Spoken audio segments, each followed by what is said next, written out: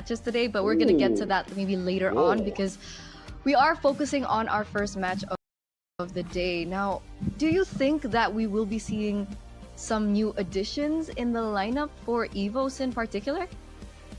Mirko, maybe? I don't think so. I mean, looking at the lineup that we saw yesterday, it looks pretty solid, and it would be really strange for them to swap things out again. Again, they did really good. Randy was a pretty good addition to the team. He was able to have the aggression that was needed for the team. That was kind of absent with Chorizo being in there.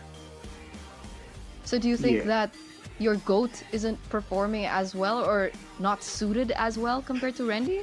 Say, my GOAT needs to play with GOATs, right? When he's playing with other players and not my other GOATs, it gets really tough. So I think Randy, right now, he's got the vibe, man. You know, he's kind of like Arashi's boy, because Randy, Dyron, you know, kind of similar. Right. That was literally the meme that they had, right? Oh, it's basically the same name, just like with the syllables kind of swapped around. And you know, if they have if they meet in the Land of Dawn, whoever wins gets to keep the name. So we'll see how that plays out. Well, speaking of who's going to be winning, we are going to take a look at the super fans pick from this week or this day alone. It looks like RRQ still at 35%, but very peculiar. I think this is something that we saw yesterday as well. Na'Vi at number 2 at 27%. What do you think about this, Mirko?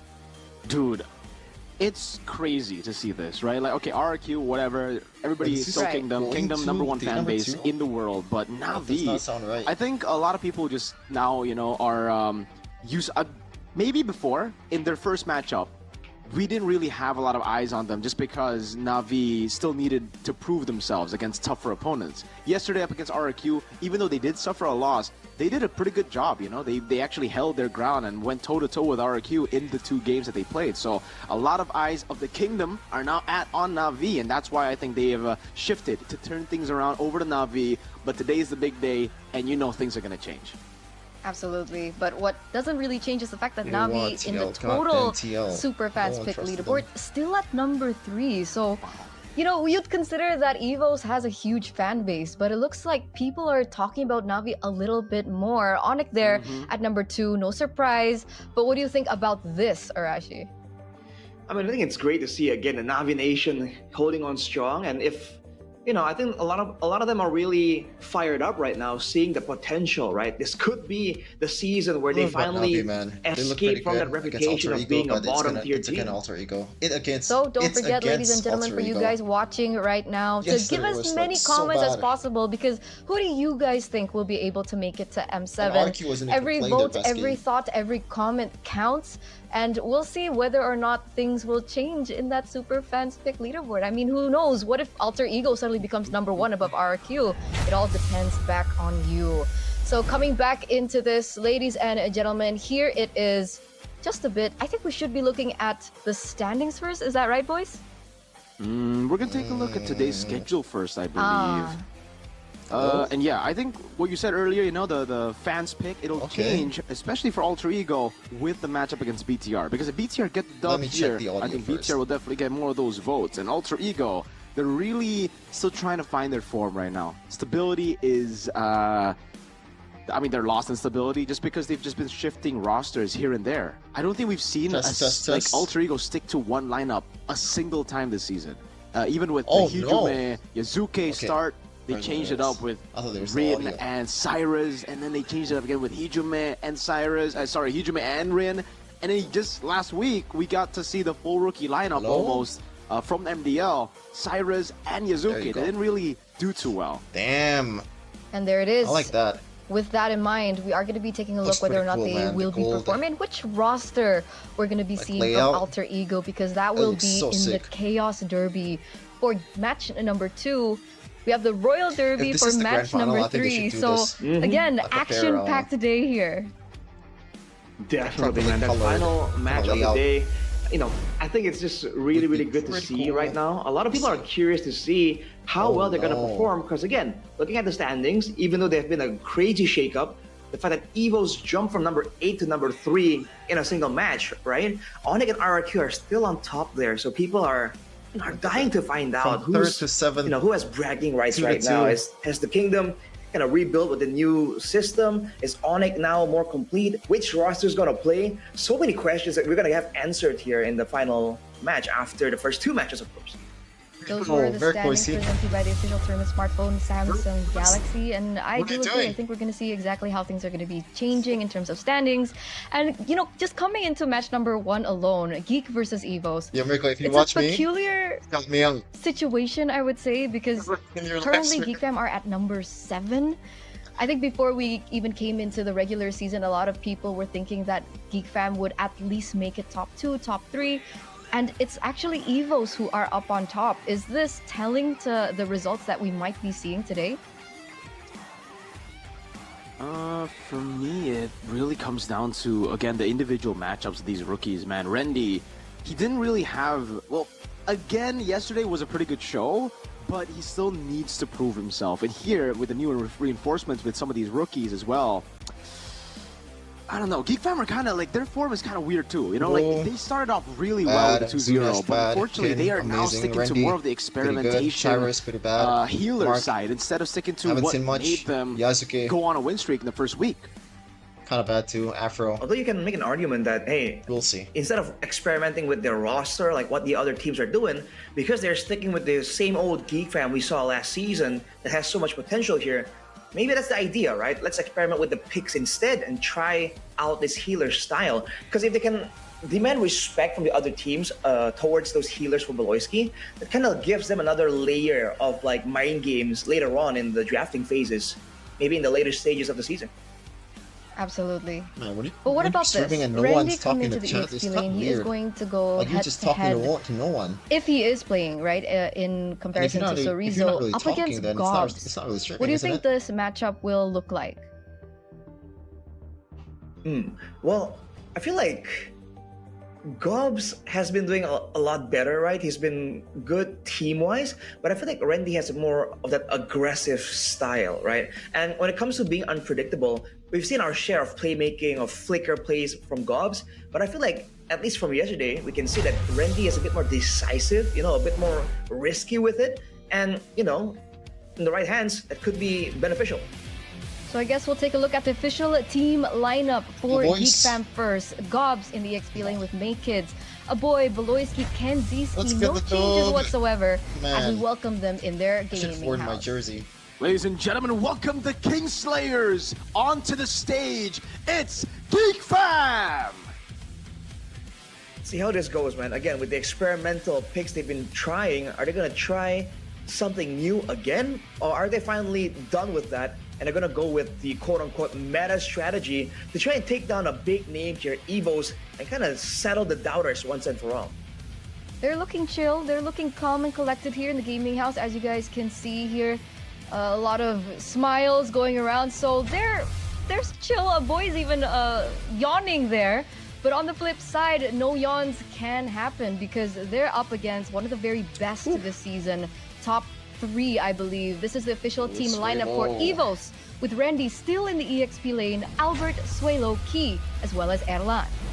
No yawns on this side, just roars coming in from the White Tigers. We're looking to extend their winning streak with Randy yesterday getting the win streak back on track. Ladies and gentlemen, the White Tigers, it's EVOS!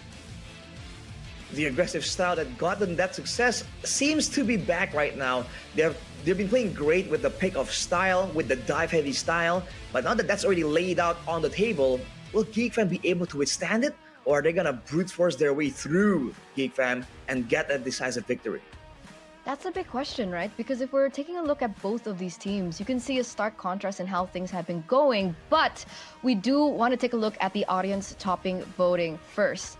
Facing the rookie, can Gobs lead GEEK to rise once again? It looks like 41% of you believe that, yes, Gobs will be able to come out on top. 26% Randy is better than Gobs, and 33% it depends on the draft.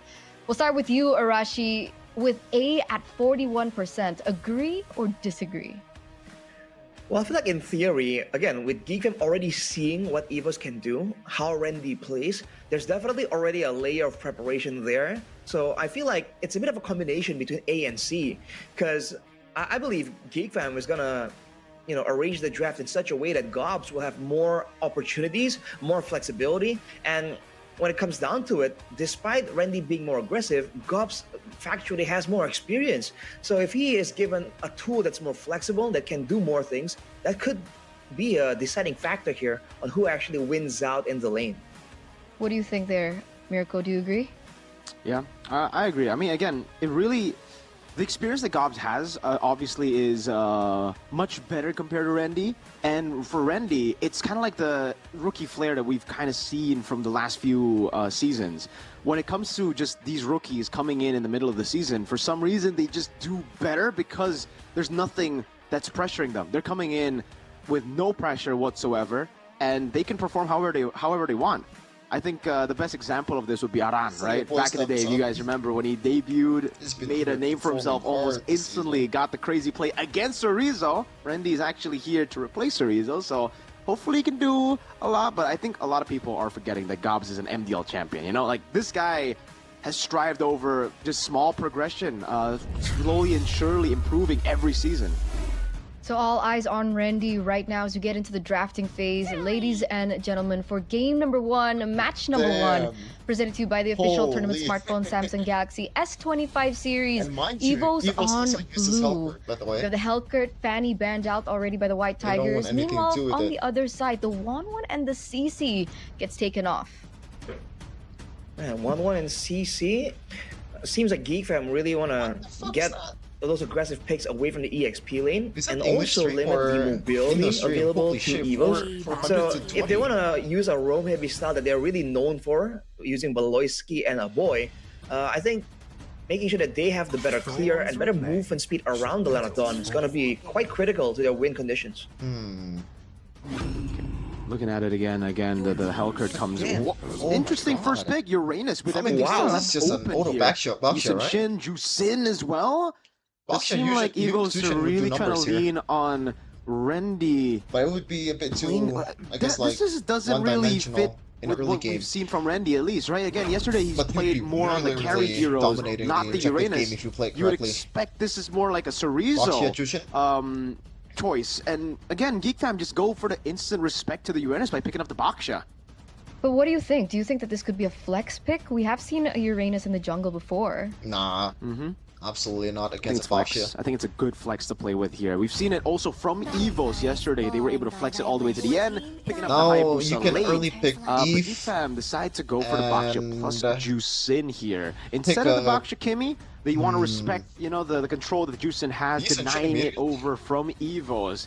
And now also putting the pressure on EVOS to make a move. Do they want to go for the Yusin Shin? Do they want to take away these big picks? Or do they want to let GEEK fam possibly have 3 of the most prio heroes in the patch? Exactly, dude. There's so much pressure here from GEEK fam when it comes to rotations, first of all. But they also have a lot of DPS tools, so I think the Uranus is going to get a lot of stacks in his hands.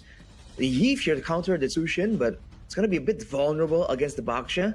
With the Hayabusa in the mix now, GEEK fam, if they go for a full-on dive comp, this Hayabusa might struggle to really find targets in the midst of a big skirmish. Someone that does kind of well against a Hayabusa. And this also eliminates the flex potential from the Uranus, right? Hayabusa in the jungle for sure. We're looking at the final pick now for GEEK. Do you think they're going to secure like a gold laner first, or something else that's more prio? Irithel. Irithel, then EVOS will ban Angela. I would say with this composition, it fits so well for them to go for an Arlet here. Yes, the marksman can come through. You can try to deny it later on, but if you really just want to play for the rest of the team and to get the combos off the Jusin and Baksha, I would go for Arlet. Instead, though, yeah, they stick to the Moskov. Great against the Hayabusa. You have a Blink to deal with the Eve, so a solid answer.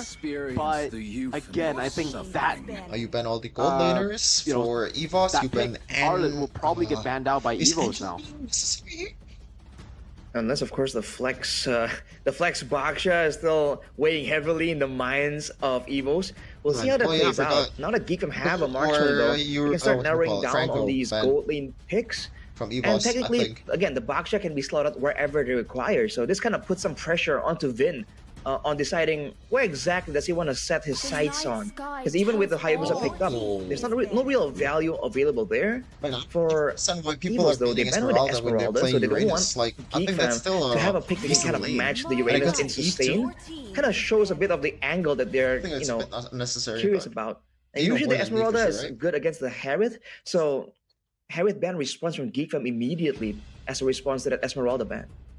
Okay, so what other heroes are we thinking about here for the EXP lane? I mean, back in the day it was Dairoth, but Dairoth in value maybe is a little lackluster compared to other options that we're seeing. I mean, you mentioned the Arlop earlier. Is that still something they can consider to put in the EXP lane? For sure.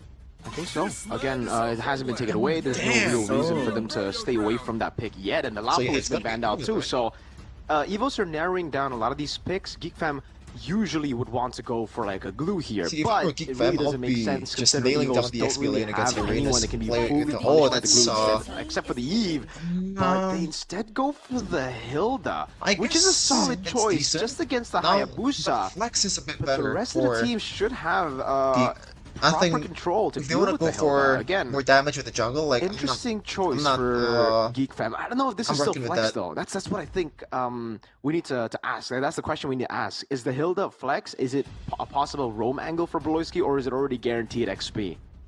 I think it's XP. Yeah, exactly. In the XP lane, against the Uranus, you can't really win out the lane with the Hilda, but you can have the shove advantage, so there could be a rotational angle here for GEEK Fam to have the Hilda and the Baxia just all across the line of Dawn, and automatically, they kind of shuts down the Hayabusa too, and that's a big win condition for EVOS. They go for the Beatrix Kalia as well, so good balance here of like frontline, pick possibility, and also a long distance poke, so GEEK Fam now, with a more straightforward composition, how do they want to round it out? Yeah. Holy they go for the Hylos. Okay, this is a swable game for the final pick for GEEK. Holy shit. Which means that they're technically lacking tools, no? Yeah, they're lacking a whole lot of tools, and EVOS have kind of put them in a situation where it's really just beneficial for EVOS. I don't know. Based on the draft, I have to just say it's an EVOS win, dude. Like, they have everything under control except for Rendy on the Uranus. Now, that could be punished hard by the Baxia anti-regen in the early game. So, if somehow Rendy gets stomped to the ground in the early game, it'll be tough for EVOS to have that front line later in the mid game. But if everything goes smooth, Turtle 1, this looks like an EVOS win. All right, I guess we'll see, ladies and gentlemen, because in the land of Dawn we go. Game number 1, match number 1 between EVOS and as well as GEEK. 5 seconds. All right, let's see how this one plays out, man. I feel like for GEEK Fam, the win condition here is to make use of the mobility. Hilda, Baxia, Zushin, technically all of these heroes want to be across the map as often as possible. So they have to use that to really get an advantage maybe before the big team fights. In the team fights, it's just the sustained advantage they have going for them. So they better play around that as well as possible, because there's a lot of poke available for the side of EVOS. You can already see that poke, right? You can see it, dude. Oh, he's still walking up. Aggressive moves. They gotta understand that in this matchup, it's great for the Eve if you keep your distance. If you go all in like that, it'll definitely benefit the... Well, actually, wait, I gotta talk... Wait, Arashi, that's an Impure Rage Juicin. We have kind of like been used to Brave Smite for the longest time that they didn't even notice it. You've seen several different like options for Jushin. Technically, a lot of different emblems really kind of work with this hero.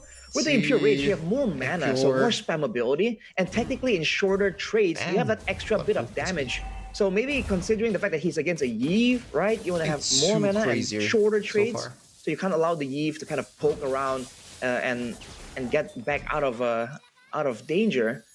But we'll see how that one plays around. Right now in the mid lane, seems like GEEK Fam have full control, and even now, they're just making sure that Sway Low can't really get anything going for himself. And that's exactly what you were talking about, right, before we got into the game. The fact that the maneuverability, the mobility that GEEK Fam currently has might be the main problem that EVOS will be facing. You can see already the rotations here into the bottom side very quick. Rendy might be pressured here, but he's still okay, but that gold does go over to GEEK. So the EXP being given over to Gobs, I believe. They were very adamant letting him take that. Oh, Tsunami Slam. Oh, goodbye. Yeah. Key won't be able to do much there. He walks up, instantly gets bursted down by that's the GEEK winning fam. condition, but Too tanky, and they have ways to deal with the healing as well. Gob's already jumping in. Already even coming in with the Shadow Kill with the Red Tree. Secures the orange buff. Randy's still in the midst of it all, doing a whole lot of damage. Albert walks in with the Quad Shadow, gets the kill, but now he's being chased down by a boy who has the Crimson Peak and make it with the Retribution. Shield Unity in. Key can't sustain the boy healthy enough to survive. No, Albert gets taken down. Key will try to go for the chase, but there's no way EVOS actually get this chase, right? A boy on that top spot has a Purify, is able to pop it in, gets taken down in the end by the concussive blast Tsunami Slam to bring Beloyski down under. So in the end, that was a 1-for-3 trade. GEEK gets the neutral objective, but it looks like EVOS will be able to get a lot more picks. Looking for more actually here. This is like... And that's Randy taken down. Oh! But it's value, dude! He gets a purple buff. Albert walks in time, knows there's no red tree, walks back up. Shadow Kill coming down. The Shield Unity is able to get the stun down, gets him back to safety. Albert is going to be picked up, thrown back again, but the Art of Aim is going to stop him. There, a boy! Taken out, Gobs. Surely no! Albert gets the Quad Shadow in time, but leaves Sway Low to die. Oh man, that is so unfortunate for GEEK fam, dude. They lost so much value here. Endless Rage from Erlan. Fortunately, Beloyski's too tanky for it.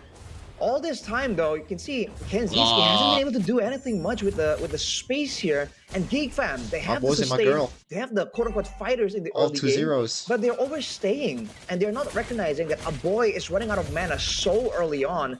And the moment that Sushin doesn't have any mana, their damage output gets halved almost immediately. So they gotta be a bit more careful with the resource management. But it looks like they're looking for more, a little bit of rotation here coming from Make Hits, but they don't actually commit onto it. Looking at the talents prediction by GoPay earlier on, we did see that it was a little bit of a Indo versus English situation going on, except for Lim, who also agreed that GEEK fam will be able to take this. But 2-1, meanwhile, very confident from us, 2-0. I don't like that. This actually might be a little bit more 50-50 than we thought. Ability when you're up against this kind of composition. Now Swallow is going to do numbers here. Already early glowing one. It's going to be the turtle way too early. For turtle number 2, Gobs.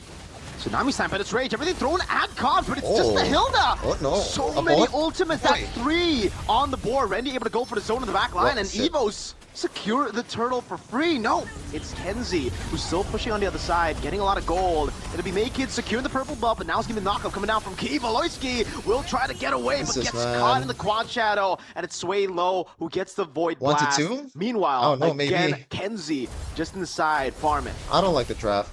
Just as Mirko said, this is pretty EVOS. okay for EVOS, but they gotta be careful with Kenziski being left alone there. That's a scaling Moskov. And if you look at GEEK fam, they've been losing out on these fights, but that's because they don't really have a damage. But look at Sway Low getting run down. It's just everywhere, Shield Unity and the jump there with the knockup, but Sway Low gets away. Make-It's gonna be caught. He goes in, and it's the Menace Rage to take Make-It's down. Now it's Gobs on the chopping block, still able to get away. Very try to give Kenzie the space gets the lethal, gets a turret up top, and will now rejoin the team as Albert walks over the Quad Shadow, but is unable to get the hit on him. Good Renner, or sorry, good Nibiru there, just to zone Beloy. That was initiated by GEEK, and yet EVOS turned it completely around. So the tools deficit that we were talking about from the drafts are looking like they're showing, right? EVOS go in for the re-engage, is able to take a boy instead, looking for a little bit more, and the initial plan that GEEK had was completely taken down. Yeah, they have the movement speed and they're able to chase, as we saw earlier. Sway Low could not get away. But once the collision has happened, once GEEK fam have caught Sway Low, quote unquote, they have no damage. So he just survived for the most part and was able to kite back out of there with the extra bit of movement speed and slow. This is the issue, and this is why GEEK fam are really relying on Kenziski and a boy later on, and even Gobs to a degree. It seems like it's just a Hilda, but that Hilda is a big portion of the early game damage of GEEK fam. This is not gonna work. Hold up, Glorious Pathway. Make-It's misses. He's thrown back. The Art of him locks him down, and that's what he doesn't land. That's Erlan picking up his first kill. Pops into Nibiru and guns Kenzie down. Gets a double. Gobs trying his best to deal damage, but Erlan is just a monster in game 1. Key walks up with a jump again. Gobs taken low. Erlan is gonna flicker forward, dashes forward, tries to go for the Bennett hit. Won't be able to find it. Make-It though, however, will fall to give Erlan an unofficial triple and a official mega. He's at 4-0-1 right now, and I think that's the beauty of being on a Beatrix. You get to the power spike a lot quicker as compared to Kenziski, who needs a little bit more items to come online, and from GEEK we really are and they seeing didn't really use the early game potential of the Baxia really well. And again, GEEK fam, they can sustain all they want. If the members of EVOS aren't really being threatened, they can do whatever they want. And this is why that Erlan and Suelo, they're able to just walk forward without really being punished. I mean, especially with the extra regen coming in from Key there on the player. Game. Like when you're not tanking as a Hilda, then secure right now, this is what's gonna happen. GEEK can do. Oh. There you go. Tsunami Slam into the pen, and Beloyski caught the shadow kill. Translates over to Gobs, and it's a kill on the XP instead of the roam. Unfortunate for GEEK fam, and again just left in the gutter. 4,500 gold lead for EVOS, and they don't even get a pick onto the turret there in the top side for GEEK, as Randy was able to clear it out, and now the map bleeds blue. Number 1 player's gold by Simpati is Erlan as well at 7,000. Kenziski is followed in behind, but he's still behind on that power spike. It will be very interesting. Wait a second. Tsunami Slam into not even Bennett's rage. Was Erlan just gunned him down? So, man, what is he on right now? Like the items. It's probably like on a 4 item power spike. I would assume at this point.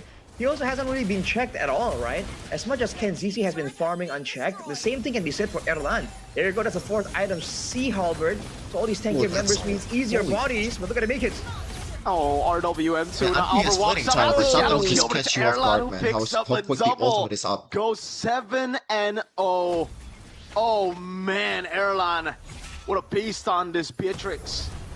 Amazing, amazing stuff. 7-0-2, a 7,000 gold lead now for EVOS. Oh no. As Albert goes in very aggressively. You can see the shield start to pop. Wait a second. Tsunami Slam over to the shots of Erlan. Kenzie lands an SOD, but I doubt he's going to take it. Randy walks back away. Turret gonna be falling here as Makeit's trying to walk 10 minutes up, and already I don't think they'll be able to deal with the damage output of the backliners of EVOS. It's not good at all. And now that EVOS are just this far ahead, it's not just the backline they have to worry about. The front line, the Uranus, even with the Baxia reducing the regeneration, he's not even using freaking your team has no damage like this, Randy can do whatever he wants as well. He can pretty much stand in the front, and the only real threat to him is going to be Kenziski. And at this point, not enough items to actually be a direct threat. So even if GEEK fam pour everything they have onto the Uranus, it still won't. They'll have to pay something in return. EVOS can very easily demand compensation. Oh, brother. But what about this, right? I mean, technically now we do see that Kenziski. Okay, he misses. But Kenziski has already achieved that Swift Trinity. Is that going to be enough to maybe look for a comeback angle? I don't think so, GEEK? Eterna. I don't think so. As of right now, he will have damage. He will be relevant. But again, with Randy picking up a blade armor, there's a chance Kenziski might be damaging himself in the midst of his big team fights. Yep, exactly. The blade armor is really going to hurt him more than it'll hurt EVOS. Considering they're just so far behind or so far ahead here. RWM coming down. The point's going to be bursted down by Albert. It's still in the back line. Erlan getting away in time with the flicker. Everybody coming around, and Kenzie gets the shutdown, but will be taken out as Makeit stands alone, but will fall to Albert, who gets a triple kill. And it's a wipeout to EVOS in game 1. 10,000 gold lead, 21-7. Game number 1, completely dominant here for EVOS.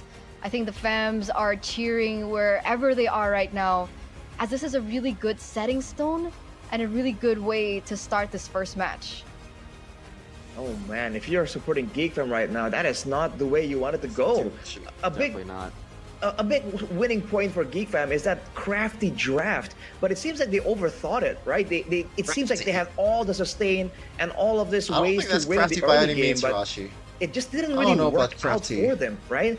They were doing this healer roam strategy before, and now it seems like they went for a similar strategy, but instead of going for healers, they just went for tankier heroes altogether, all across the board. Unfortunately, they were lacking severely in the damage department. So I feel like it's a draft that had potential, but it just fell short on the very end somehow. I think they can tweak it a little bit to make it work. But if you compare that to what EVOS was able to draft for themselves, dude, like they have everything they require. Because initially we thought that, you know, we saw that GEEK were able to rotate a lot quicker, right? I think that was one of the big points that you mentioned, Arashi, about the drafts coming in from GEEK. And we did see them rotate a lot faster. They went into the EXP lane first. They were able to clear faster as well with, of course, the damage trade between the Jushin and the Yves as well. We saw that happening. But when it came down to it, especially when everyone started to reach level 4, first turtle, you can see that EVOS with their drafts were able to re-engage and disengage a lot quicker because of the tools that the composition allowed for, which was very lackluster from the side of GEEK. Do you not think that that was a problem for GEEK? I think that's definitely a massive problem there. If they really wanted to go with that strategy, I feel like they really needed to target the right members, like, you know, at the same time. And at the same time also, you have to, GEEK have to understand who in their team is actually outputting damage. So that one fight where Gobs, you know, was taken out immediately, we were saying like, oh man, that's all of the ultimates already on Gobs. But that's fine for EVOS because Gobs, again, is the guy who has a lot of that base damage from the skills on the Hilda. Whereas if you compare that to Beloyski, right, the Hylas can do damage, but it's not nearly the same as a Hilda technically. It can't be directed as efficiently. So I think even the game plan around this draft for GEEK fam also wasn't really that solid. Yeah. I agree. I think all the way from the start, I called it, you know, GEEK fam just had a pretty horrible draft for me. I saw the draft, instantly said, all right, there's only one way they could win if the Uranus gets shut down early. If it doesn't get shut down early, which didn't happen, by the way, Rendy was free. And if Rendy's free, everybody else is free to do whatever they want with this composition. Anyone they get on the Tsunami Slam will die with the Yves plus the Beatrix, right? Usually you just see the Beatrix combo, and that's why I think GEEK fam tried to double down on tankiness. But with the double down on tankiness, there was already a Yves, so it's not just the damage from Beatrix, it's the physical plus the magical of Yves to combo together and to leave everyone in a tough spot whenever you get knocked up by the Tsunami Slam. And so, as you're talking about that combination, the player of the game will be awarded to Key, presented to you by the official tournament smartphone Samsung Galaxy S25 series. And here it is, right? He was able to find so many opportunities, allow the Beatrix to go for that snowball. I mean, at the end, Erlan was what, 7-0 something, maybe 8-0 something towards the very end? Yeah, he had all the kills going for him. And again, there was no way for GEEK fam to get to him because even though they had the tankiness initially, after a while, they can't really dive towards the backline either. This is reminiscent of that, you know, the 1-3-1 strat back then where the gold laner was also a fighter. You really would win if you're able to kind of trade one of the fighters' lives for the backline damage. So that's what GEEK fam were trying to do in this game, right? Try and sacrifice 1 or 2 lives to get Suelo out, to get Erlan out. But the thing is, again, it wasn't really working out because they were kind of forcing this. A 2-man dive towards Suelo, a 2-man dive towards Erlan isn't really enough to damage-wise. So it didn't really play out as well. And I thought with the tankiness, with the movement speed, the jungle, Albert would be the focus of GEEK fam. But whether that's because of a miscalculation or whether Albert was just too elusive in the jungle, you saw that on the Hayabusa. You would think against a Hilda, Baksha, was going to be flex members that can invade into your jungle. You would think Albert would have some difficulties, but he was left from the jungle, but he was farming up a storm just double down on freely I don't like and that. going in and out just to secure kills afterwards. So again, what was the game plan here for GEEK fam? If it's just tankiness, that's one thing, right? But you can't just win a game purely of surviving, right? I don't think so. I really don't think so.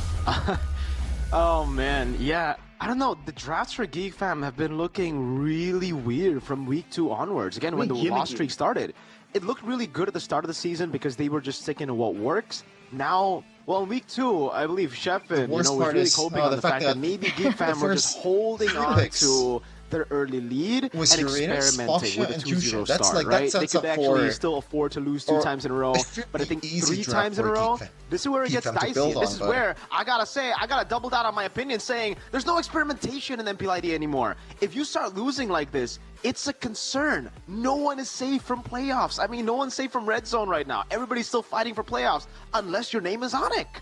But what do you think about this, right? Because initially, GEEK fam came into the drafts with really peculiar picks, right? Hellkurt Rome, and then they also picked up the Estes.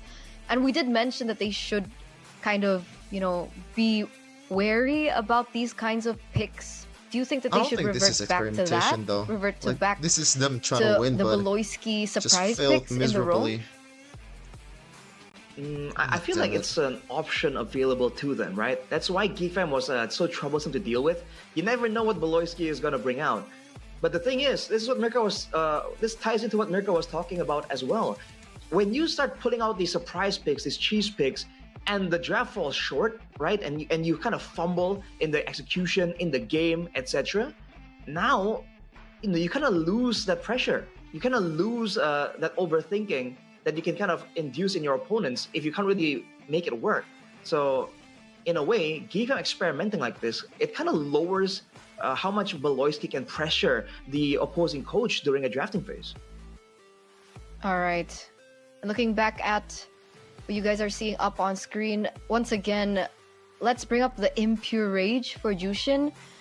Because the fact that she did this, yes, there was more spammability to the nature of her kit, but there were a lot of times that Aboya was so easily picked off even before the team fight begun.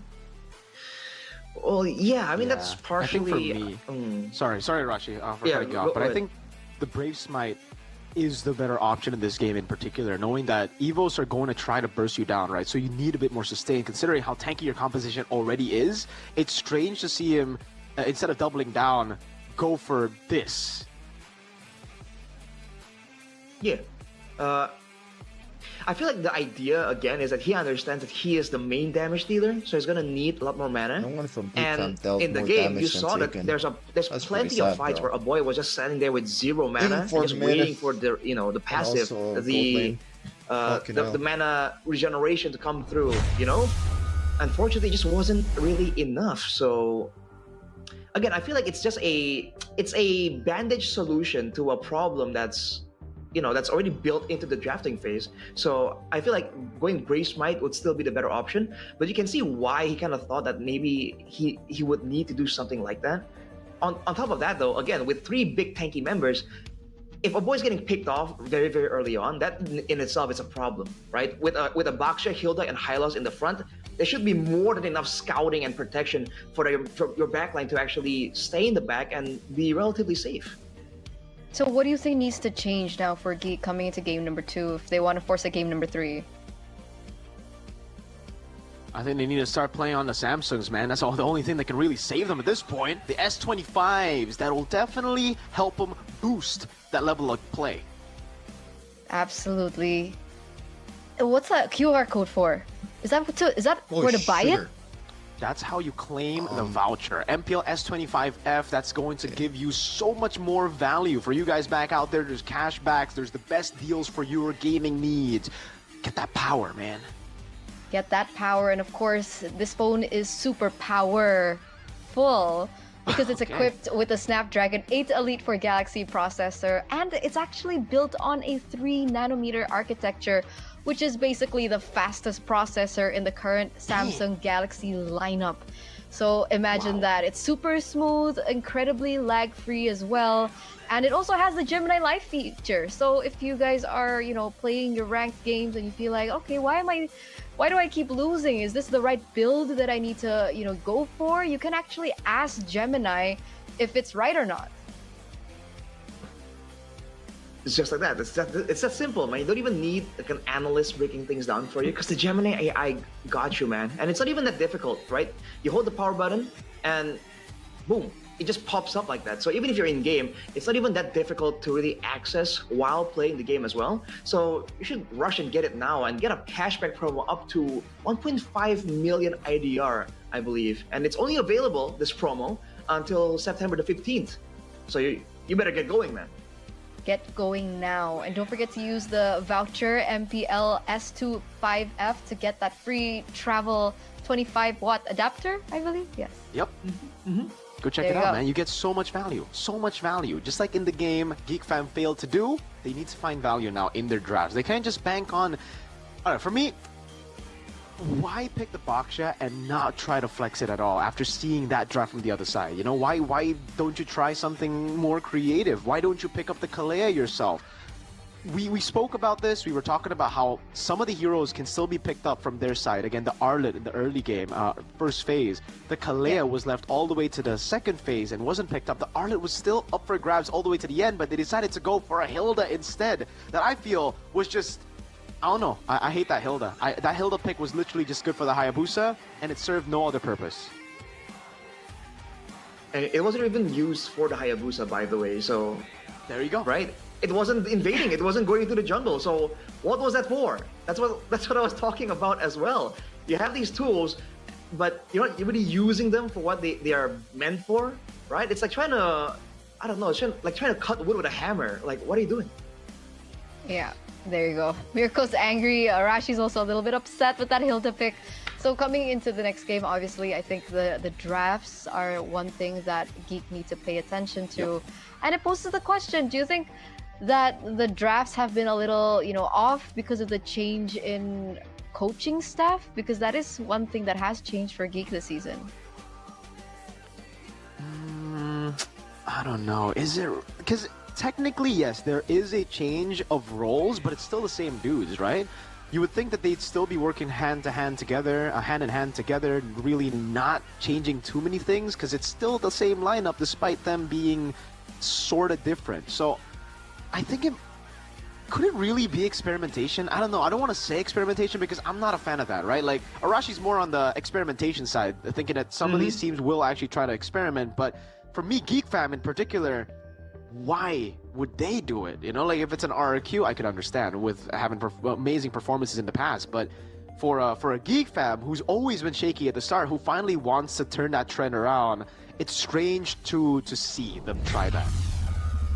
I guess we'll see whether or not more experimentations, quote unquote, will be done here, because we are heading over into the drafting phase for game number 2, presented to you by the official tournament smartphone Samsung Galaxy S25 series, as both teams are starting on the exact same side. And so far, the bans are looking quite similar too. I think game number 1, it was the CC ban after the Wanwan, but it's now the Lancelot, and the Uranus gets banned by EVOS instead. So Farsa is now left open. So that's an interesting one, right? EVOS first picking the Uranus and now banning it out. It's almost like they have that strat and they're like, okay, it's gonna work like once, and we can't really replay it multiple times, seems like. With that option though, the Farsa, as Eterna mentioned, is open, and for the side of GEEK Fam, it's the same picks, but the Tushin is what EVOS won again.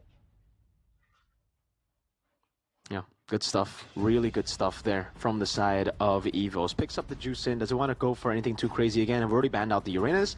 Now for GEEK Fam, I would say Baksha Farsa. That should be the response. Or Baksha Kimi if you want. So no Farsa? Baksha Kimi, Baksha Farsa, either one. I think the Farsa is better if I have to choose. I think, again, it depends on how GEEK Fam are going to play this, right? I think there's a place for the Yave as well, technically, but not the Kacha and the Farsa. So this could be a flex angle as well. Although, again, if you look at game number 1, GEEK Fam weren't exactly flexing it out. So let's see what EVOS' response is, because they have the Tushin this time, but they want to make sure that they have a good balance here between that early game brawling possibility, but also enough damage output, right? They don't want to really replay the mistakes that GEEK Fam made in game number 1. There's a possibility that they went in for the Gatot compared to the Baxia because they want to take it away from EVOS, because technically they would be looking at a potential situation where EVOS pick up the Gatot Kacha and then the Farsa would have a really tough time when it comes down to the Feather Airstrike. So we'll see the response now from EVOS. Oh, they go YSS and Baxia. So no room for flex this time. Whoa, instant joy. Interesting. I guess they're seeing that there's a lack of crowd control from the side of EVOS, so the Joy technically can be a lot more active. For the side of EVOS though, even though there isn't really a lot of split-second crowd control, I feel like the Shield Unity alone with the Mountain Shocker is enough to be a real threat for Make-Its on that Joy. So this is a bit of a dangerous pick from the side of GEEK. And now it's like the opposite situation. GEEK Fam are looking a bit more balanced, and EVOS are the ones with this high movement speed, very actively roaming kind of composition. All right, so second phase of the drafts now. I think another option for EVOS to pick up for the gold lane would be a Moskov against the Joy. It's a lot more safe as compared, so we're going to see whether or not that gets banned out. The glue gets banned out. What do you think so far, Mirko? I think it's solid for the side of... Actually, like... Yeah, it's great for EVOS, actually. Taking away the glue. Glue has been a great choice to go for every time you go up against the Baksha. It's a good way to just shut him down, you know? Other than that, are they setting up for a possible Lapu Lapu pick? Is that what GEEK Fam are trying to do? They ban out the Esmeralda. That leaves the Lapu Lapu kind of to be the favorite choice, usually, after seeing that. But EVOS could just ban it out here. So I'm really struggling to read what GEEK Fam are looking for at this point in time. Do you think there's a potential Arlet in the minds of GEEK Fam right here? Against this short-range dive composition from EVOS, it can be a great tool to just kind of, get in the heads of the EVOS players. Oh, it gets sniffed out. Lapu Lapu gets banned by EVOS though. And I'm not a big fan of the Arlet either, not here. They go for the Phobias, but there isn't really any big dashes from EVOS just yet. I think they might be thinking that, EVOS might be going for like an Arlet pick. Yeah, again, EVOS could go for Arlet, and that's why the Phobias comes through. But EVOS now, after seeing the Phobias, could just be like, no, we don't need to go for any more. See that now, what other XP can they go for? I think the Edith is a pretty good option to go for right now. Another enabler that's solid, does a lot of magic damage to deal with the Gatakacha and the Phobias. But Dong is a good choice too, by the way, against Joy and Phobias. So again, EVOS, GEEK Fam are trying to outdraft EVOS to try to outthink them, but they're revealing their cards too early. I gotta agree, man. I like the Badang idea, honestly, right? Against this composition, but Arlet, wow, that's what they want to go for. Granger, Yisun Shin backline. Oh! Okay. Sun Gold. Okay. You've seen this before. But that was against the Hayabusa and the Cho. This is so much AoE. Again, it's an Arlet as well from Evo. So, can you even get the value you want from this pick? I mean, go big or go home, right? I mean, at this point, GEEK, they're looking for a twist to maybe force a game number 3. This is something that they have picked out before. We're going to see exactly if it works out or not. Sun in the gold lane versus the Granger in the gold. You talked about the Arlet into the Phobias. There are some lanes that maybe GEEK Fam will be able to control. And with that, ladies and gentlemen, welcome to game number 2 in our first match here. EVOS versus GEEK. EVOS already with the first point in. The big question is, can GEEK Fam turn this around and change the tides for this season for them? Oh man, let's see how this one goes. Kenziski on the Sun. In a game like this, I mean, technically, I wonder what the value from the Sun is GEEK Fam looking for. Is it the multiple bodies to block spells? Is it just the dive aspect, the split push aspect? For now, we have to wait and see how GEEK Fam move around it before we can really kind of get a read, I think. But already for EVOS, the clear is going to be insane, dude. With the Baksha assisting on already fast-clearing Yisun Shin. Oh. Not fast enough to get the lethal. Getting the emblems here by GameSmax though. Tenacity and Firmness, both roamers, understanding that they're going to be sandbags the whole time. But for the Kanziski, Widow's Blessing and Agility, so he's trying to match the roam potential. He's going to be active moving around the map. So it might be a split angle more than anything. That's definitely possible. Maybe that's what they're looking for. I mean, once upon a time, we did see GEEK really loving that split kind of strategy. I think back when it was Chidera in the gold lane, maybe they're trying to do or replicate something of a similar nature. But they are going against, Key on the Baxia, who should be able to rotate quick as well. But we'll see exactly how this pans out. For the moment, audience prediction, 80% heavily favors EVOS.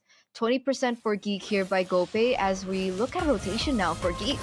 Uh-oh, full gank over to Erlan. Good taunt with the read there. Key walks up, but it's a bit too late, and Kenzie will get just so much value out of this, man.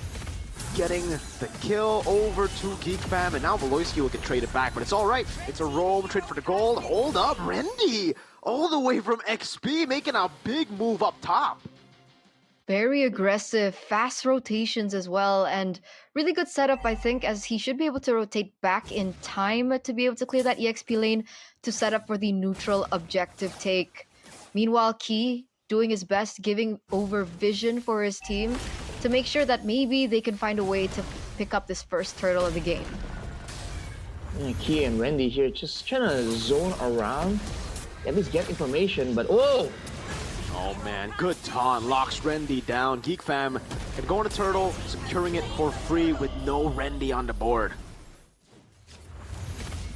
Dude, that's a ton of damage out of nowhere. The Arlet, again, is a utility damage type of hero. You can't really stay in the front right there, and neither can Sway Low. EVOS, a bit overzealous. Oh, gets the Crimson Beacon out, dodging away from the AOG, but Loisy picked up again. The Mountain Shocker comes in as a kill over to Albert. Key, able to get the shield unity down. Are they going to go on Gobs? No, they're not. They're going to have to respect this wait. They still decide to go in. God still has it for the pursuit. That Airstrike coming down. Great Dark Wave. Gobs gets a kill back on Key. That should be a knockup, but Swaylo is out of range, and that gives Gobs a kill for free. That makes it a little bit more worth it for GEEK, right? They pick up the neutral objective, they get a kill over EVOS, and things are a little bit different this time around. Game number 1, a boy was on a Jushin, so the damage wasn't really enough to unsettle EVOS when they go in for these crazy engages the way that they were able to. And this time, the fact that now a boy is on the Farsa, that burst damage is something that you really do need to respect. You're seeing GEEK fam play around that as well, waiting for these short fights, big bursts of damage, and they try and back out because they understand that with 2 marksmen, right, and a Baksha with spammable skills, and an Arlet and Sushin, all of the heroes from EVOS kind of get more value the longer you kind of stay in the trades. That's why the Baksha is such a value pick for this composition for EVOS, because if you want to take out the Baksha, it doesn't matter what heroes you pick, it's going to take a while, right? And during that period, EVOS is going to try and use it to actually get a favorable trade. So look at GEEK fam. Good move by Randy. Gets away, and that should be it. Unless Sway Low actually gets to the knockup over to Beloyski. The Vengeance coming in. Key now with a Shield Unity. It's just to zone them away from the turtle as far as possible as they make their way onto the neutral objective. Better setup now for EVOS. They're going to be able to arrive a lot quicker. Both junglers are at level 8, so there is a fighting chance. Wait a second. Ooh. Few resets and Vengeance. Randy there giving Gobs the reset on passive, but Gobs knows better than to jump in there all alone. Joy still waiting for the moment. Beloyski fully stacked up on the Lancer Flare. That Dark Wave with a Flicker combo coming in with Makins with Electrifying Beats coming in as well. Sway Low pops in Crimson Beacon, able to get a kill back. Key pops Revitalize. Gobs too deep in the base, in the turret, and gets taken out. There it is. Turtle taken in by EVOS. They get 2 kills on Gobs as well as Beloyski. Meanwhile, GEEK are looking for a trade around the map. They will be able to get that turret in the bottom side of the map. But all in all, EVOS take control over that objective. So GEEK even go for the aggressive play there. They were the ones trying to get a catch on the Sway Low, trying to capitalize on the fact that he got poked down. He has no Purify, but he didn't get taken out. And just like that, the shorter range allows for EVOS to kite back away and punish GEEK fam. They did get a trade in the bottom lane, but at this point, they're going to be fully banking on that Sun Split kind of style. And EVOS can still dictate the pace, and if they have full control over the map, then Kinziski is going to slowly but surely run out of options to push. Uh-oh. Beloyski will get locked in. Pops Revitalize still. Ends up being a wasted resource. Shield Unity coming down over to Kinziski, who has Petrify. Albert with a Traceless forward. Zones Kenzie, forcing him back, giving Airline all the space necessary to push in top, but it is traded by a turret down below by Makins.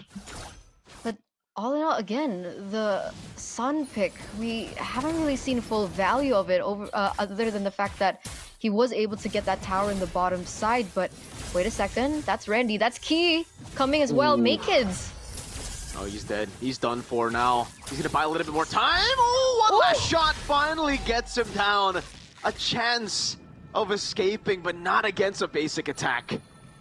21 seconds for him to spawn back into the game, and you can already see the timer, the countdown for the next neutral objective. That's a pickup onto Beloy. Great final slash. Gets the Death Sonata down. Kenzie gets a turret, but it's going to be traded for the mid lane tier 1. Beloyski's trying best to defend this turret, but won't be able to do so. He's just munching on gobs on the Bakshia, soloing him practically, forcing out the Dark Wave, and Kenzie will be forced to recall. Already, Season of Bush cancels the recall. Uh-oh, Key, shield unity forward, looking for the play, will be able to get the stun down, and Suelo walks up with the Lantern Flare, gets a knock up, no, he pops into ultimate just in time, still gets a knock up down, but there's no vengeance to follow it up. Just like that, intro objective falls into the hands of EVOS. Even the jungle as well. Look at the control here, Baloyski. Another free one, Arashi. That's 2 Sky Piercer stacks for Erlan, and it's gonna build up. And he's just getting started, man. There's gonna be more and more kills coming through because GEEK fam, we're relying on being able to pressure the side lanes using the Sun, using the Phobius. But EVOS, if you look at how they're rotating, they're playing in the mid lane and just cutting off the sides with the Bakshia, with the Yisun Shin. They both move so fast around the Land of Dawn. And you can see Kenziski go for the rapid boots to try and outrun these responses coming in from EVOS. But I don't think he can outrun a shield unity. He just rolls in too fast. Very difficult, very difficult to achieve. You can see GEEK really just stuttering here in the game. What's the game plan now for GEEK, considering they did put Kenziski on Sun? Is there some scaling that we should be looking at to look for a turnaround point for GEEK? At this point, I'm confused, man. Like, it really just feels like they're just forced to play their cheese pick, and the cheese pick isn't even utilized properly this time around. It's just picked because they have no other means to win. They're kind of stuck in a corner idea on how they wanted to play this out. This is what they're talking about since game number 1. The drafts are so straightforward, so one-dimensional, and the moment you're required to do something else due to the circumstances, the snowball, or maybe a mistake in the early game, there's not much they can do. You're seeing it again here, GEEK fam positioning to try and go for some kind of push. But look at EVOS, man. With just a little bit of information, they can kind of position and posture up aggressively. And Kenziski is just forced to not push out. And now, EVOS are the ones forcing GEEK fam to choose, right? You want to keep pushing, or do you want to risk a full-on 5v5 fight? And we want to fight and win anyways. Should be free again. Gob's making his way in, but Albert just gets some retribution. Baloyski walks up, but it's only out to the tanks. Avoid the backline falling. Suelo able to buy so much time. Kenzie knocked up as well, and Suelo stays alive in that fight. Erlan goes down, but it's all fine and dandy for EVOS, as Key will look to go for the resets. Rendy gets those vengeance resets, and in the end, it's Albert who goes godlike. 2 for 3 trade. The Lord pick up in by the White Tigers. Makeit's trying his best to clear out these lanes, but the inevitable is here. Key, he gets him! Uh-oh, Kenzie having to go for the clear here. There's no other way to run away for him. No flicker on the board. Final slash to sweep him back on Lord. And this time, Rendy says, nah, let me get on the board, Albert. You've gotten too many. And that's a full damage Sun as well. You're seeing that Rendy was basically able to nuke him down from half HP. So it's a vulnerable Sun that can't really do much in the midst of a big team fight. He really gets value and he 1v1 someone on the side. So GEEK fam, they did a great job denying the stacks from Erlan, but Albert is still 7-0. There's 2 carries in the team. Rendy's really trying to threaten this final slash. Goes in for stun. Baloyski with AOG actually puts himself in danger. What? Baloyski!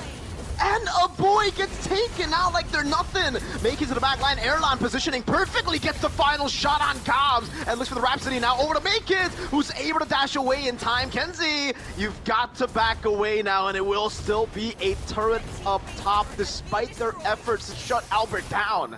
These turrets are going to be falling there. Top side turret goes down. A boy comes back in 3 seconds. Will EVOS look for the commit? Make it? Does he get the buff? He does, but won't be able to get more than that. Just the buff. So small victories is everything that GEEK fam requires right now. Makit actually is the only one that has kills to his name, that can kind of do something, make a play happen. So every little bit counts, but now that GEEK fam's got the shutdown onto Albert, the goal disparity really isn't as wide. But again, EVOS still have the same kind of pressure. They still have the same amount of structures before the Lord take. And now the base turret on the top side away from the Lord is down as well. So EVOS can just keep playing this game. absolutely value here for EVOS, right? To work around it, to dance with it. Key already positioning himself in a way to sniff out information, really zoning out the members for GEEK. I think at this point, GEEK really needs to find a way to pick this one up. May Kids at level 15 as well, alongside Albert. A possible steal angle, perhaps, for the team? Red team turret has been destroyed. Oh man, if they want to go for a steal angle, they have to walk through Sway Low and Randy, and there's just so many ways to zone and so many ways to actually poke down GEEK Fam as well. So this is the problem too. They have a good teamfight composition, but they can't really poke that well. Look at Kenzie already on the sides, but the Lord, what? A boy just tries to go in. What? Huh? Feathered airstrike, opening it up. I guess it was a call, but it was the wrong one. Now a boy's down, the Lord is taken already. And GEEK Fam are on the verge of getting swept. Remember, 20 seconds are left for a boy to come back into the game. The big question is, will it be enough time? The Lord hasn't spawned just yet. So there is a possibility that they can, take away something from that missed call. These turrets are going to be falling. Mid lane also goes down. This might be it. Yeah, for the airstrike coming down now, Boy would respawning, but Malinski doesn't have AOG, gets taken out by the Mountain Shocker. Up top, the Lord will be taken out, but Kenzie has to back away. Randy looking to go for it, actually is able to distract the back as EVOS get the clean sweep on GEEK Fam. Something unexpected from our side. I think most expected a 2-0 for GEEK, but it looks like this 2-0 is for EVOS instead. Amazing performance in this matchup for the White Tigers. Good drafts, impeccable execution. GEEK really falling behind again here in Season 16.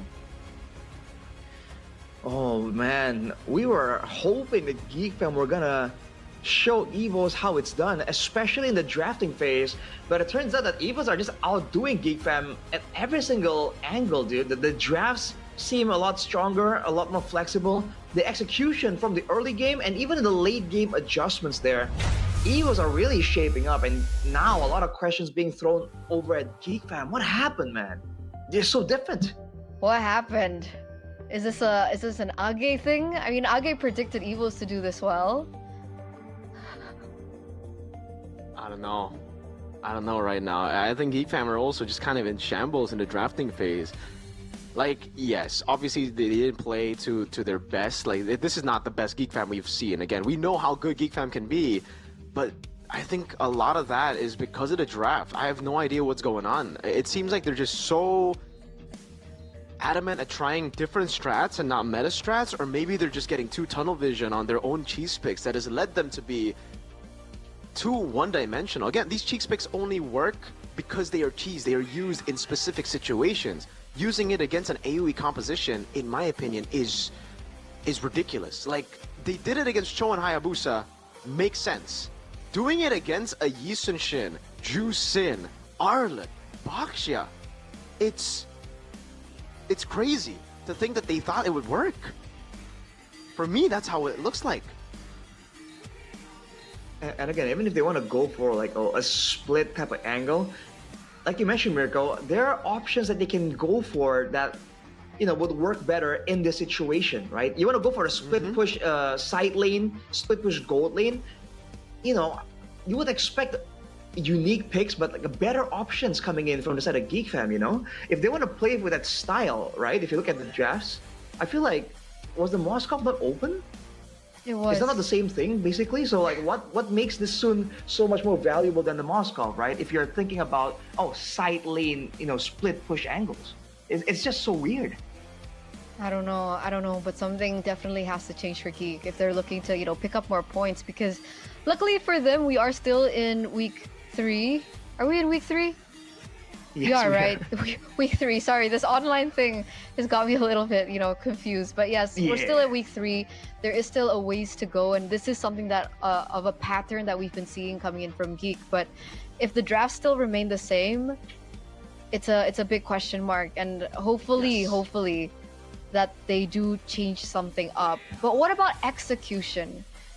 What do you think about the players and how they've been performing? Is it something of a question as well, or is it just purely drafts? You want to take this one, Mirko? I think I can't really judge the execution this time around because they tried their best with the composition given. Maybe they just need to get some free wins with GoPay. Maybe they do. Ladies and gentlemen, for those of you guys back at home, this is usually a Bude Clara segment, but of course, get your hands on your smartphones right now, particularly the Samsung, all right? Don't forget to download the application GoPay in Play Store or the App Store and get your phone ready. The QR code should be open up very, very soon, and you guys can actually get a free present from GoPay. I think Mirko got, what, 10K IDR yesterday? Yes, I did. I'm hoping to get 100K today, man. So here it is, 3, 2, 1, okay. Boom! There you go. I got it. Okay, Mirko's really fast with it, honestly. I'm opening it. I got 3,445 GoPay coins. How much? 3K, 3.4K. 3K? So you're at 14K total?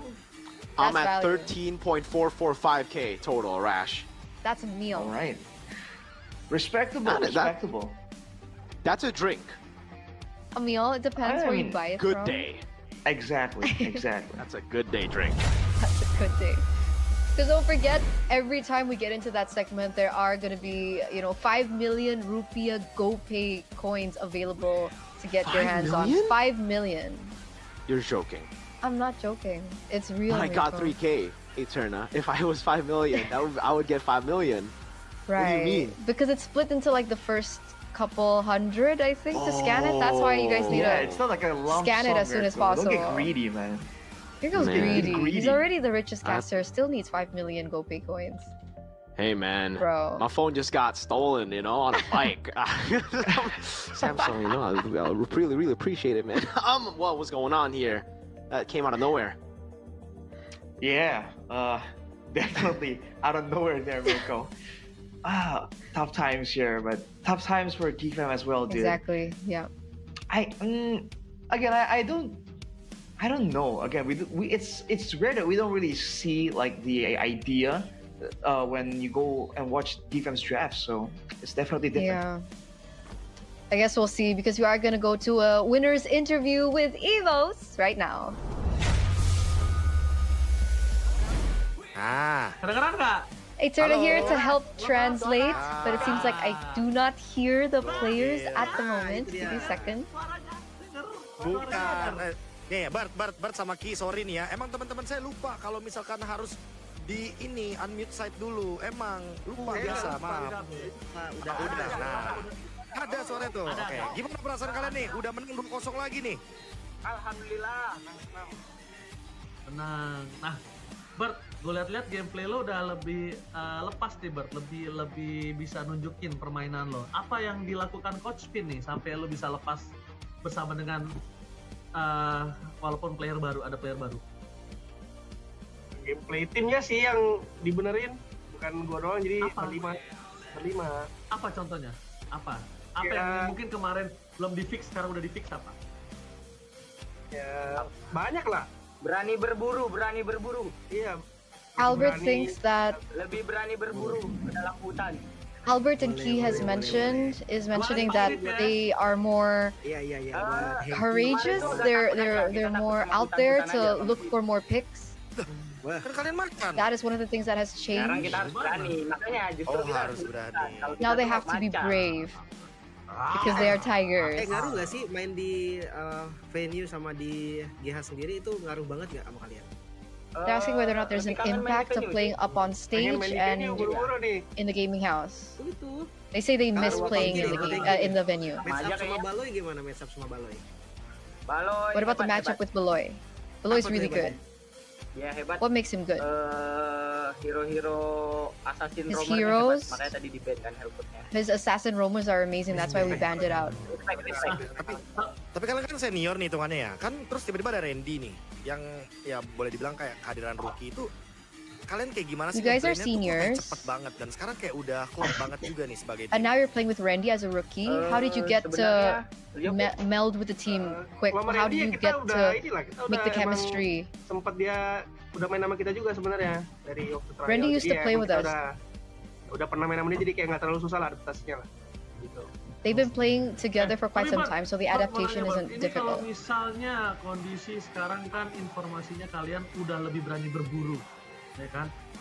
Now that you guys are more brave to look for opportunities, kalian akan lebih agresif lagi dong. how do you feel about meeting teams that are also aggressive? They're going to ganyang. Boleh. What is the translation to ganyang? Jadi ada Destroy, yang untuk para penonton nih, dengan kemenangan kalian 2-0 melawan GEEK loh, yang mungkin para caster duganya akan ada di GEEK. What do you think about caster predicting GEEK 2-0 instead of EVOS 2-0? Is there something you want to say? Buat ini boleh sih. They don't have any messages. They just really want to play at the venue next time they play. Tetap dukung kita, masih ada. Thank you so much to the EVOS fans. Masih panjang. Keep supporting us. Satu. Kalian tuh tadi menang lawan Regular Sun season Gold Lane, is itu still anomali long. pick dari There's still more weeks to Kasih come. kita tutor dong, biar nanti mungkin teman-teman yang nanti nonton nih kalau ketemu sama Sun di rank, itu harus diapain Sun Gold Lane-nya tuh sebenarnya? Harus diapain ya? They're asking what to do if they meet another Sun or Sun in the Gold Lane. He's like, just leave it alone. Gold Lane-nya mereka Just juga ignore it. diganyang tadi. Iya kan? Kurang dia 1 lawan 7 tadi ya? Iya. Sunnya 3. He's like, it was so unfair. It was a Di 1v7. match ketiga ada match Royal Bestie nih, predik dong, skor dong, Albert sama Hengki nih, boleh. For our third match of the day, the Royal Derby. Predik doang. Predik aja. Predik aja kayaknya yang menang. He thinks Yang lebih siap sih yang menang. Tapi nggak tahu siapa yang the team that is more prepared will win. Enggak, kalau siap kan berarti bermain aman. Oke, Albert. Menang siapa? What about you, Albert? Tahu untuk siapa? What score Menang siapa? and for who? Kalau ini aja ya, prediksi aja. Ya prediksi doang. Just a 2-1 prediction. Onyx lah. 2-1 for Onyx. Oke, Hengki, emang lo kira lo aman berapa? Sebut. Sama kayak What about Yuki? Bersama katanya. Dua sama Bang Oji. Both of them at 2. Tied at 2. Gak valid. Masih kita lihat dari klasemen masih Onyx sih. Onyx kan peringkat 1 kan sekarang. Thinks based on the standings, Tapi skornya nggak tahu. Onyx. Skornya nggak tahu. But he doesn't know what Kayaknya Onyx score. menang. Berarti Maybe Onyx will win. bisa 2-1 ya. Ya. Oke. Kalau gitu, Albert. Thank you, good luck terus, tetap thank you. semangat, Albert. Thank you semuanya. Alright. Udah pernah ngerasain That's for the playoff, interview. jadi Thank you so tetap much, semangat Ki. biar Thank you bisa so much, masuk Albert. playoff, ya. Buset. mengingatkan. And there it is, the interview. What do you guys think about it? Hey, they seem very PR trained there at EVOS. You know, they just constantly gave like, I mean, there was one time that they said, yeah, we'll destroy, we'll raid the opponents. But after that, it was just like, all right, we're here, no message, we just want to play in the venue. Which is true, to be fair. I think that's the main goal right now. We want to get back to the venue. I think even for us. Yeah, I want to cast back at the venue too. Same, dude. I'm already tired. What about you, Rashi? You're already tired? I mean, yeah, nothing beats, the whole arena atmosphere. Yeah. So I think it's just, you're in the zone more. This is nice and all, but it's just different. I prefer the arena too. But what isn't nice is how EVOS treated GEEK earlier. I mean, you saw that replay, guys. That was Very brutality. That was mean. And this will be our MVP, ladies and gentlemen. Player of the match presented to you by the official tournament smartphone Samsung Galaxy S25 series. It's Randy, the rookie. It's your boy Randy, man. In this game, he was definitely a lot more active than the Uranus in game number 1. And for the most part, again, you can make an argument that he can only look so good because GEEK fam can't really do much, right? Well, yeah, but the fact of the matter is he was doing well when he was given the opportunity. So, hey, full credit to Randy here. Here are the highlights of the player of the match presented by the official tournament smartphone, the Samsung Galaxy S25 series. And he is able to follow up on the team, the timing on some of those vengeances when he's dashing and how he's dashing works so well. And dude, Aboy was just not playing the game, man. Randy had his eyes on Aboy as the main target. Now that GEEK fam had no marksman, look at Aboy every single time getting swept up to the front, getting stunned up. That feather airstrike was kind of irrelevant, honestly, just due to how EVOS was playing it. So we've already praised Randy, and how his playstyle really fits this whole, you know, predator mindset, the white tigers of EVOS. And you're seeing it again here, right? As long as the team can find ways to get ahead, has a composition that wants to go aggressive and get some of these big aggressive plays, I think Randy always is going to have a spot, at least when it comes to the strategy and the game plan. And you can see it all throughout, just how GEEK fam had no answers. Yeah, the burst down, dude, I don't know why even, I understand it was a call, but the positioning was just like crisp clean for Randy. Bro, right, I'm back. He was playing a utility. You get the items here, right? Well, you got the Fury Hammer, and then like the doesn't work. The Meteor, and then the Oracle, and then the Brute Force. He wasn't really building like full damage, but